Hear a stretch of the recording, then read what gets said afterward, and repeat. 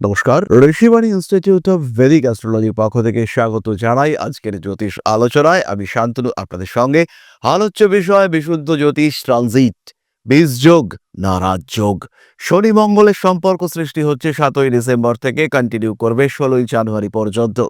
শনি অবস্থান করে রয়েছেন মীন রাশিতে, মঙ্গল ধনু রাশিতে। মঙ্গলের দৃষ্টি রয়েছে শনির ওপরে এবং শনিদেব তার দৃষ্টি আমরা দেখতে পাচ্ছি মঙ্গলের ওপরে।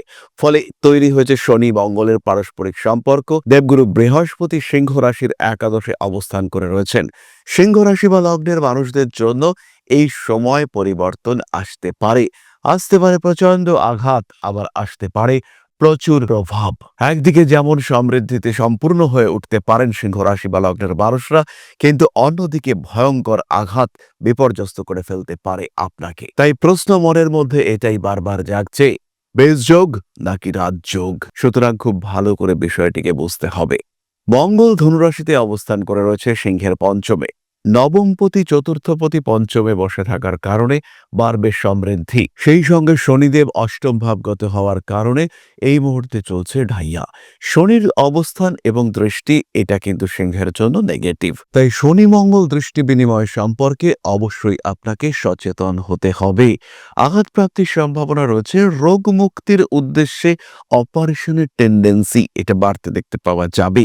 লগ্নে কেতু কিছু কিছু ক্ষেত্রে কনফিউশন তৈরি করবে এবং আঘাতপ্রাপ্তি, রক্তপাত, নিজের শখ পূরণ করতে গিয়ে কিছু বিপজ্জনক কাজকর্মে জড়িয়ে পড়া।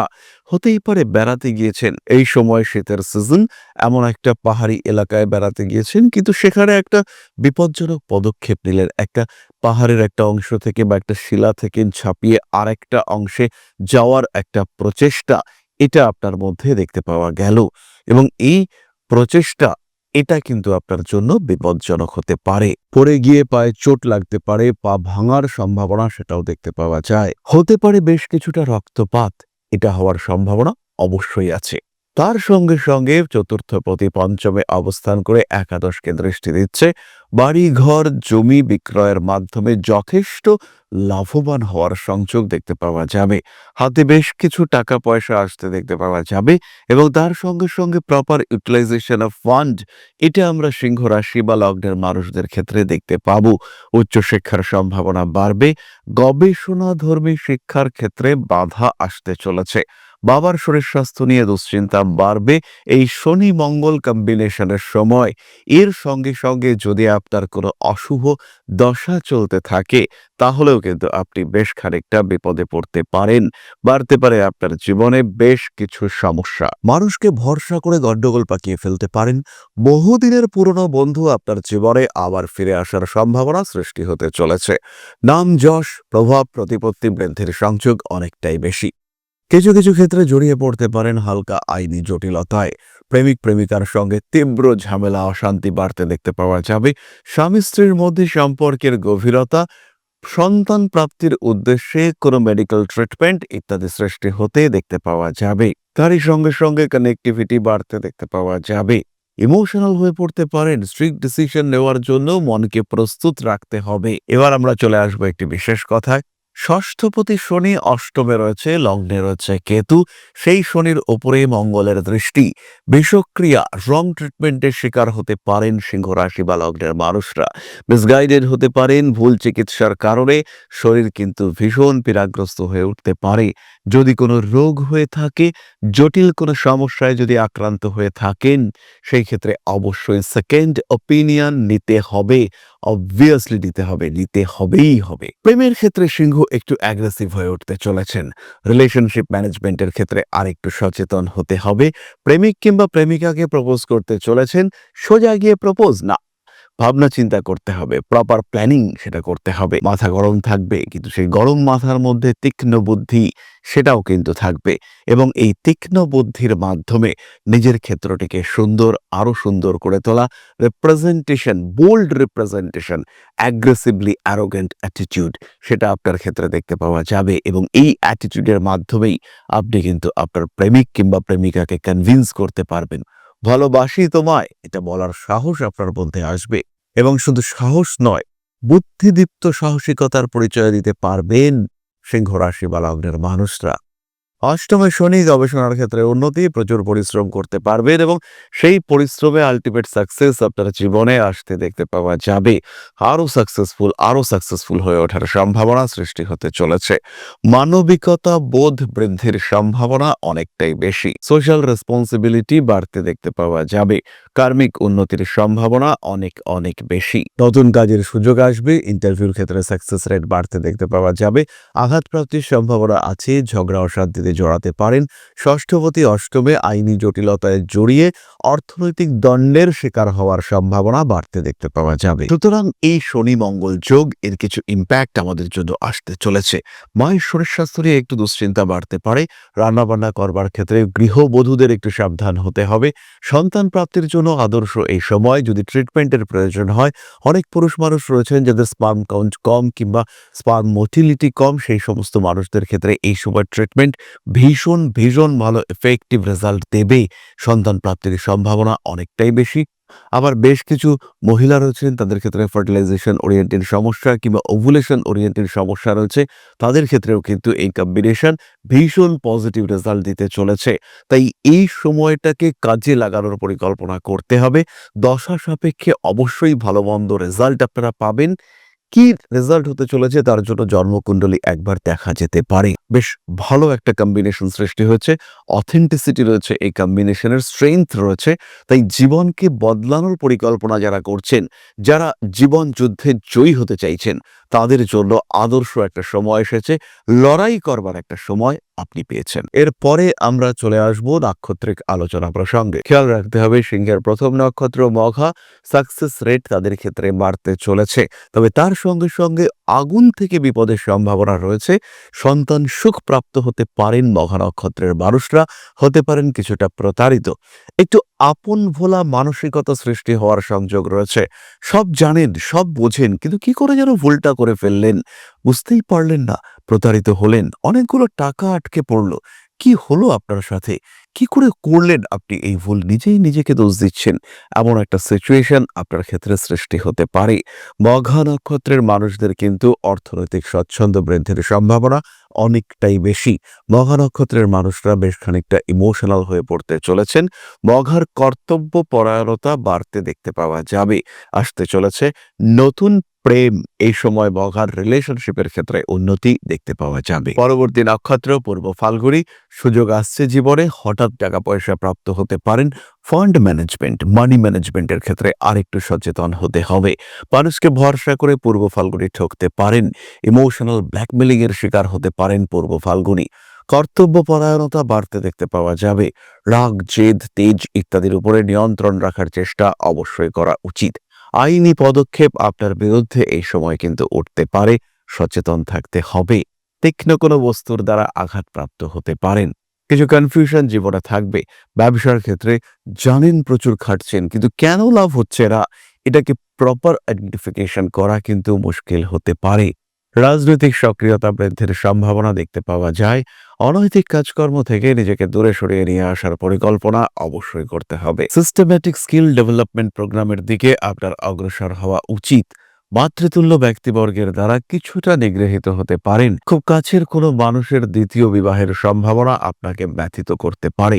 ঐশ্বরিক ভক্তি বিশ্বাস বাড়তে চলেছে। পরবর্তী নক্ষত্র উত্তর ফাল্গুনী, রেসপন্সিবিলিটি বাড়বে, রয়েছে চাকরি প্রাপ্তির সম্ভাবনা। স্বল্পকালীন বিদেশ যাত্রার কথাবার্তা ভাবতে পারেন। বেড়াতে যাওয়ার পরিকল্পনাও করা যেতে পারে। সন্তানের শরীর স্বাস্থ্য নিয়ে কিছুটা দুশ্চিন্তা বাড়তে পারে। আবার সন্তানের দৌরাত্ম্য আপনাকে কিছুটা অস্থির করে তুলতে পারে। কম্পিটিশন বাড়বে, তীব্র কম্পিটিশন, জয়ী হওয়ার সম্ভাবনা রয়েছে। প্রয়োজন একটা সঠিক পরিকল্পনা।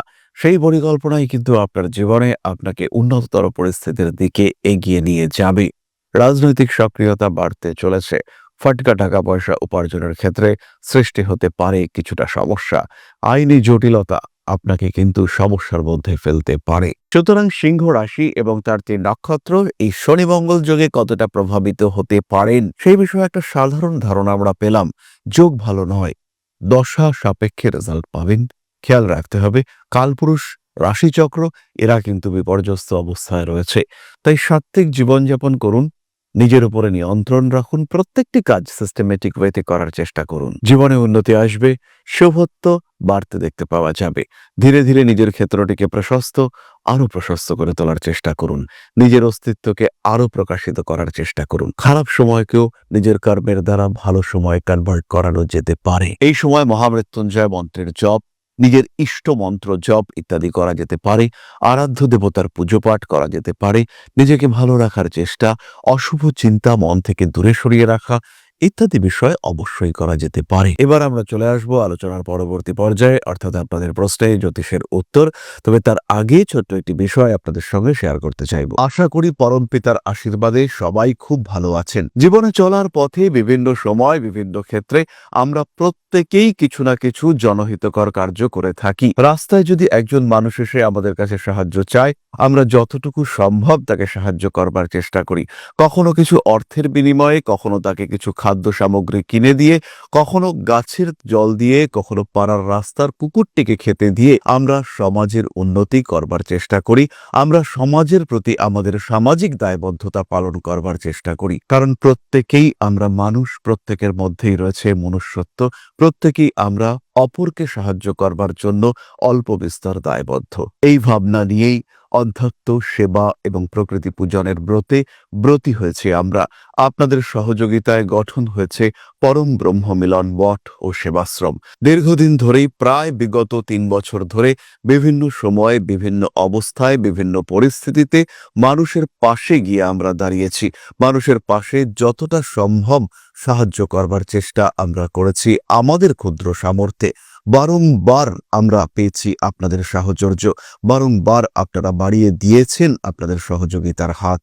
তাই আরো একবার আপনাদের সামনে আজ আমি আবার এসেছি পরবর্তী কর্মসূচিকে বাস্তবায়িত করবার জন্য। বিগত দিনগুলিতে বিভিন্ন সময়ে আমরা বিভিন্ন ক্ষেত্রে ডোনেশন কর্মসূচি করেছি।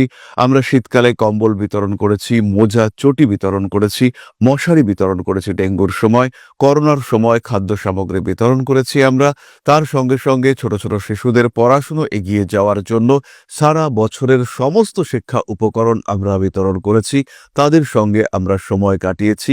এদের শিক্ষার ক্ষেত্রে যাতে ডেভেলপমেন্ট হয়, তাই বেশ কিছু এলাকায় আমরা সম্পূর্ণ বিনামূল্য কোচিং সেন্টার পরিচালনা করছি। এবং বিশেষ বিষয়টি হলো যে প্রত্যেকটি ক্ষেত্রেই আপনারা কিন্তু প্রত্যক্ষ বা পরোক্ষভাবে আমাদের সঙ্গে আছেন।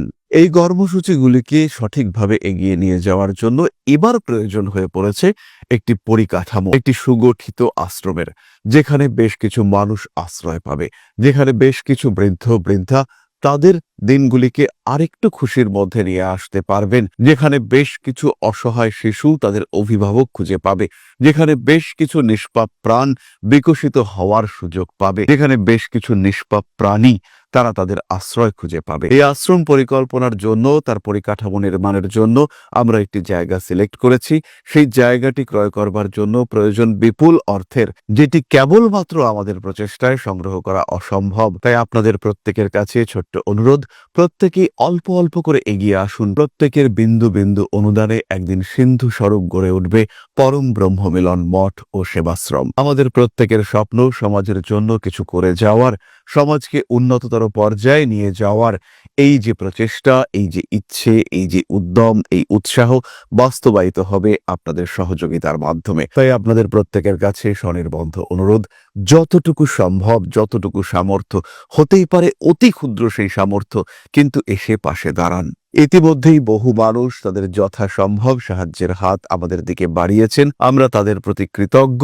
আমাদের আন্তরিক ধন্যবাদ আমরা জানাই তাদের প্রতি। এবং আপনাদের কাছেও আমাদের অনুরোধ, আপনারাও একটু একটু করে এগিয়ে আসুন। সবাই যদি অল্প অল্প করে এগিয়ে আসি, তাহলেই কিন্তু বিরাট কোনো স্বপ্ন বাস্তবায়িত হতে পারবে। সকলেই যদি অল্প অল্প করে এগিয়ে আসি, তাহলেই কিন্তু বিরাট এই মহান কর্ম বাস্তবায়িত হতে পারবে। একদিন আমার আপনার প্রত্যেকের স্বপ্ন পরম ব্রহ্ম মিলন মঠ ও সেবাশ্রম আধ্যাত্ম সেবা এবং প্রকৃতি পূজনের এই মহান দায়িত্ব নিয়ে এগিয়ে আসতে পারবে, একটি জায়গা তৈরি করতে সক্ষম হবে। সবাইকে জানাই অগ্রিম ধন্যবাদ এবং শুভেচ্ছা।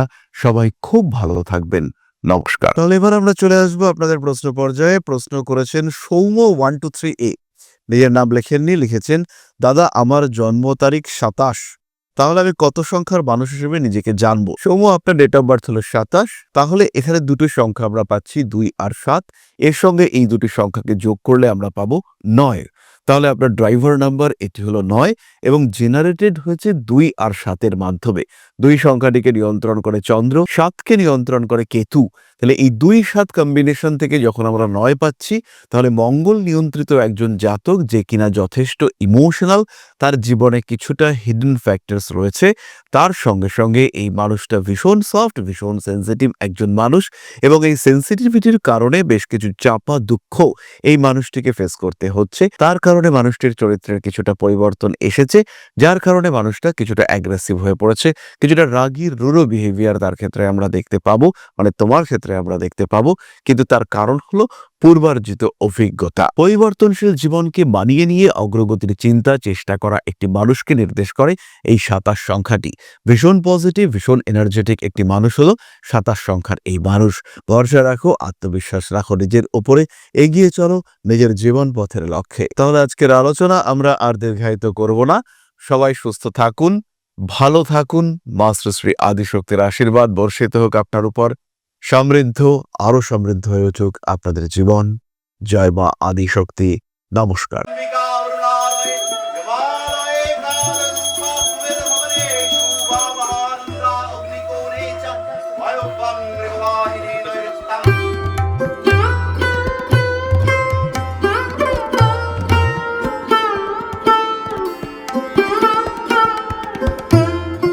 प्रणाधिपति श्रीमद् दक्षिणा कालिका परिषदाय स्वाहा।